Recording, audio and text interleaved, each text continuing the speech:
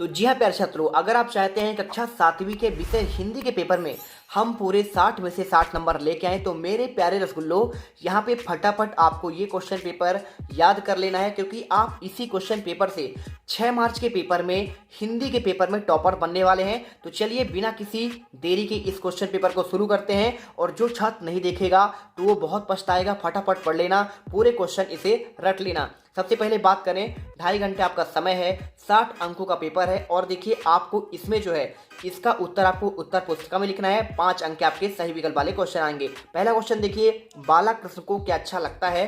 दूध, दही, मक्खन या फिर आपका छाछ? देखिए इसका आपका उत्तर जो हो जाएगा सी नंबर करेक्ट होगा, आपका मक्खन।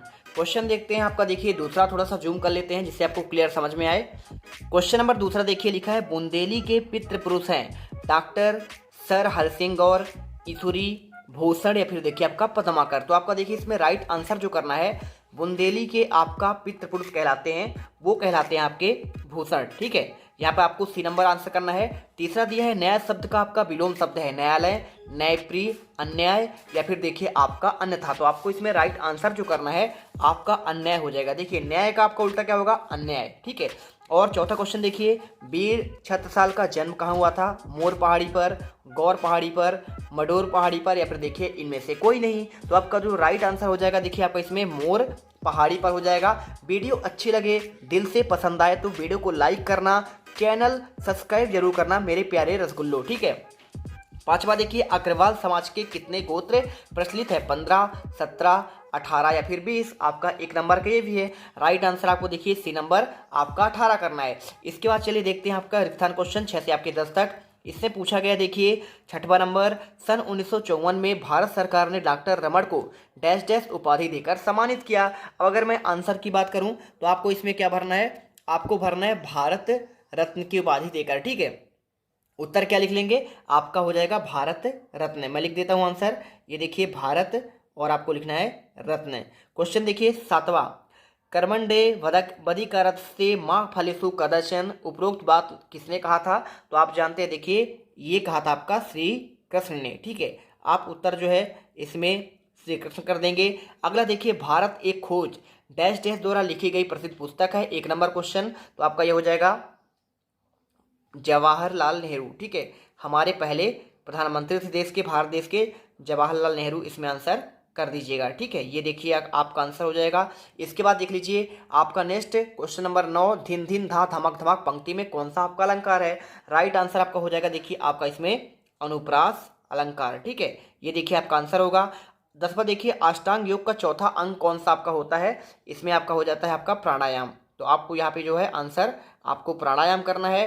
क्वेश्चन देखिए आपका आपका अति लघुत्तरी क्वेश्चन आता है 11 से लेकर आपका 16 तक। इसमें देखिए क्या दिए गए हैं, नीचे दिए गए प्रश्नों के उत्तर लगभग 15 से 30 शब्दों में दीजिए। प्रत्येक प्रश्न के लिए आपको 2 अंक निर्धारित किए गए हैं। चलिए क्वेश्चन देखते हैं आपका इसमें क्या दिया गया है। आपका 11वां क्वेश्चन, यशोदा कृष्ण का किस तरह श्रृंगार कर रही है? 2 अंक का क्वेश्चन है। आपको देखिए सिंपल सा इसमें आंसर लिखना है। आप लिख दीजिएगा, देखिए आपको लिखना है, यशोदा ने कृष्ण के शरीर पर तेल लगा दिया था, आंखों में काजल लगाकर भौहें बना दी थी, उसके माथे पर काला टीका लगा दिया, इस प्रकार वे कृष्ण का श्रृंगार कर रही है। क्वेश्चन देखते हैं आपका, देखिए 12वां, डॉक्टर अब्दुल कलाम बच्चों के साथ कैसा व्यवहार करते हैं? उत्तर की अगर मैं बात करूं तो आपको देखिए लिखना है, डॉक्टर अब्दुल कलाम बच्चों के साथ बात करके आनंद की अनुभूति करते हैं। उनके अनुसार बच्चों में संपूर्ण राष्ट्र का विकास छिपा हुआ है। बच्चों से वे मित्र की तरह बातें करते हैं। बच्चे भी स्वयं को गौरव की अनुभूति यहाँ पे करते हैं। ठीक है, क्वेश्चन देखिए 13वां, भरपूर वर्षा कब होती है? आपको बताना है। तो देखिए आपको लिखना है, जब कलश का पानी गर्म हो, चिड़िया धूल में नहाए, और इसके साथ देखिए आपको इसमें क्या पूछा गया है, चींटी अंडा लेकर चले, भरपूर वर्षा होने की संभावना हो। तो आपको यहाँ पे जो है इस प्रकार आंसर आपको लिख देना है। ठीक है, चलिए इसके बाद देखिए आपका जो नेक्स्ट क्वेश्चन दिया गया है, हमारे देश में राखी का क्या महत्व है? इसमें आपको आंसर देखिए लिखना है, हमारे देश में देखिए राखी को भाई बहन के स्नेह बंधन का प्रतीक माना गया है। सुरक्षा सुरक्षा सूत्र को पहनकर भाई बहन की रक्षा करने का संकल्प लेता है। ठीक है, क्वेश्चन देखो 15 आपका दिया है, पचमढ़ी में कौन से आपके दर्शनीय स्थल है? 2 नंबर क्वेश्चन, सिंपल सा आपको उत्तर कर देना है मेरे प्यारे रसगुल्लो। पचमढ़ी में अनेक दर्शनीय स्थल जैसे धूपगढ़, चौरागढ़, महादेव मंदिर, सूर्योदय सूर्यास्त के अनुपम दृश्य दिखाई देते हैं। यहाँ पर स्थित 5 गुफाएं भी पौराणिक महत्व के रखते हैं। ठीक है, 16 क्वेश्चन देख लीजिए। क्या दिया गया है, मेरी भावना कविता में कवि ने किन किन पर साम भाव रखने की बात कही है। साम भाव मतलब आपका दया दृष्टि की बात कही है। ठीक है, आपको उत्तर में लिखना, देखिए इस कविता में कवि ने दुष्ट, निर्दयी और फिर गलत रास्ते पर चलने वाले इत्यादि के प्रति साम भाव रखने की बात कही है। इसके बाद चलते हैं आपका, देखिए यहाँ पे आपका नेक्स्ट क्वेश्चन आपका आता है यहाँ पे 17 से लेकर आपके 22 तक के क्वेश्चन। थोड़ा सा मैं जूम कर लेता हूँ जिससे आपको क्लियर समझ में आए। देखिए इसमें आपको दिया गया है 40 से 50 शब्दों में इनके उत्तर देने हैं। 3 अंक आपको देखने को मिलेंगे। 17 क्वेश्चन, तात्या टोपे के चरित्र की आपको विशेषता बतलानी है। चलिए आपको इसका आंसर प्रोवाइड कराते हैं।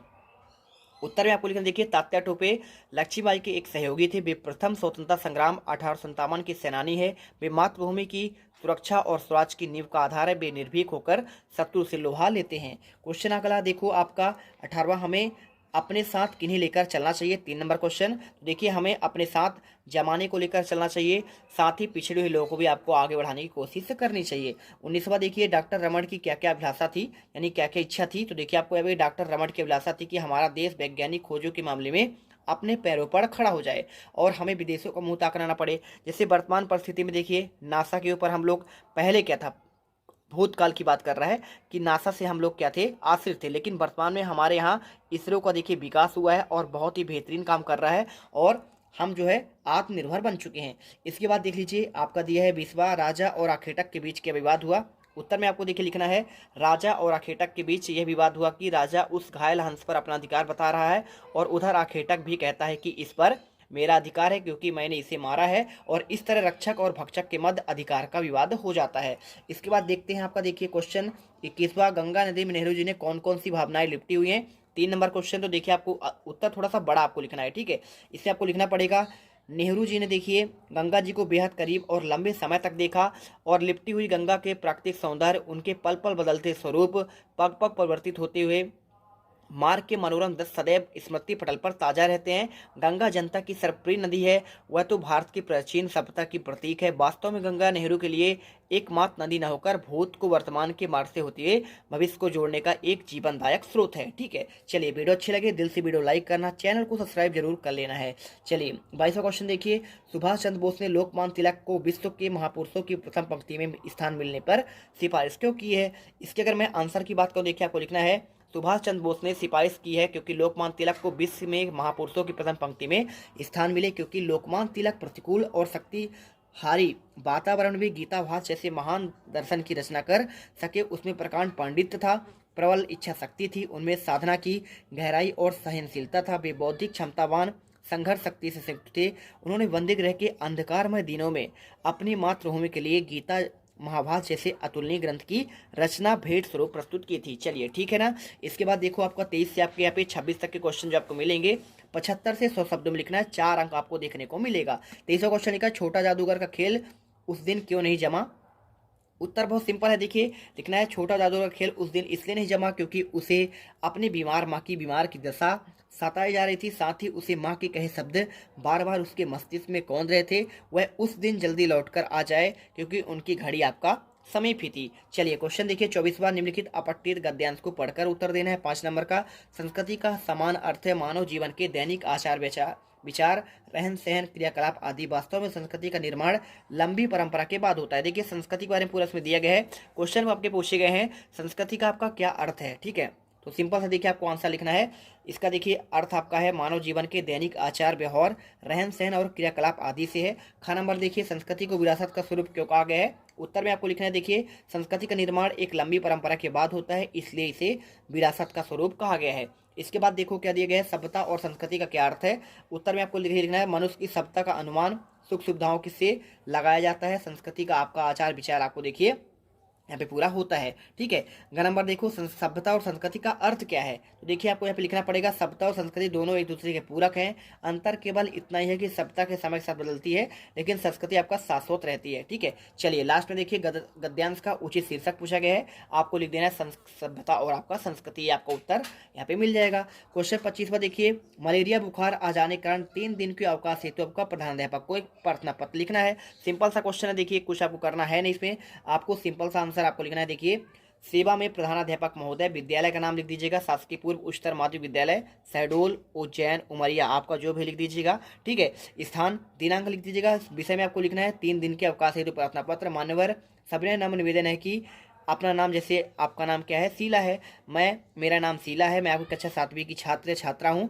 मुझे मलेरिया बुखार हो गया है जिस कारण मैं विद्यालय में आने में असमर्थ हूँ। चिकित्सक ने मुझे 3 दिन की विश्राम करने की सलाह दी है। अतः आपसे विनम्र निवेदन है कि जितने दिन का पूछे आपको उतना दिन का कर देना था, है ना। तो आपको उसके हिसाब से आपको 3 दिन की अवकाश के लिए प्रार्थना पत्र डेट डाल देना है और आपको ये पूरा लिख देना। आपके आगे कार्ड 6 अपना नाम कर देना, कक्षा और आपका अनुक्रमांक कर देना है। लास्ट देखिए, किसी एक पर आपको निबंध लिखना है। निबंध कैसे लिखना है, देखिए 5 अंक का आपको कंप्यूटर पर, वृक्षारोपण या फिर आपका प्रदूषण पर। तो चलिए आपको इसमें वृक्षारोपण के बारे में आपको बता देते हैं। भूमिका को लिखना है। वृक्षारोपण का अर्थ है पेड़ पौधे लगाना, उनका संरक्षण करना। यह हमारे वातावरण को स्वच्छ और सुंदर बनाए रखने का एक प्रमुख साधन है। वृक्ष हमारे जीवन के लिए अनिवार्य है क्योंकि वे न केवल ऑक्सीजन प्रदान करते हैं बल्कि वातावरण को संतुलित भी करते हैं। वृक्षों का महत्व क्या क्या होता है, देखिए वृक्ष हमारे जीवन में बहुत उपयोगी होते हैं। यह हमें फल फूल, लकड़ी, औषधियाँ, छाया प्रदान करते हैं। साथ में देखिए मिट्टी के कटाव को रोकते हैं, साथ ही कार्बन डाइऑक्साइड अवशोषित करके ऑक्सीजन छोड़ते हैं जिससे हमारे जीवन का अस्तित्व बना रहता है। आप देखिए इसकी आवश्यकता क्यों है। आज के समय में तेजी से शहरीकरण और वनों कटाई के कारण पर्यावरण का संतुलन बिगड़ता जा रहा है। ग्लोबल वार्मिंग, बाढ़, सूखा, पर्यावरण देखिए आपका प्रदूषण से समस्या आपका होती है। इन वृक्षों की कमी आपकी होती है, इसलिए आपका अधिक से अधिक वृक्षारोपण करना चाहिए। लाभ आपको लिख देना, देखिए पर्यावरण को शुद्ध और स्वच्छ बनाए रखने के लिए भूमि को उपजाऊ बनाना, जल स्तर को बनाए रखना, वन जीवों को आश्रय प्रदान करना, स्वास्थ्य और जलवायु को संतुलित बनाए रखना। देखिए निष्कर्ष में आपको लिख देना है पूरा, आपको यहाँ देखिए वृक्ष लगाओ और आपका जीवन बचाओ। तो इस प्रकार देखिए हमने पूरे 26 के आंसर दे दिए हैं। फटाफट वीडियो लाइक करो, चैनल को सब्सक्राइब कर लो। इस वीडियो कमेंट बॉक्स पर आपको एक टेलीग्राम का लिंक दिया है, जल्दी से ज्वाइन कर लो। पूरा आपको ये पेपर आपको वहाँ पे प्रोवाइड करा दिया जाएगा। मिलते हैं नेक्स्ट वीडियो पर। जय हिंद, जय भारत। अब तुम लोग गलती से अगर नए हो तो सब्सक्राइब करो, वो जो लाल वाला बटन है उस पर अपने जीजा जी फेंक के मारो या फूफा जी, मुझे नहीं पता, बस क्लिक हो जाना चाहिए। अब मैं भी जा रहा हूं, मुझे मुठिया पेलने जाना है। बाय।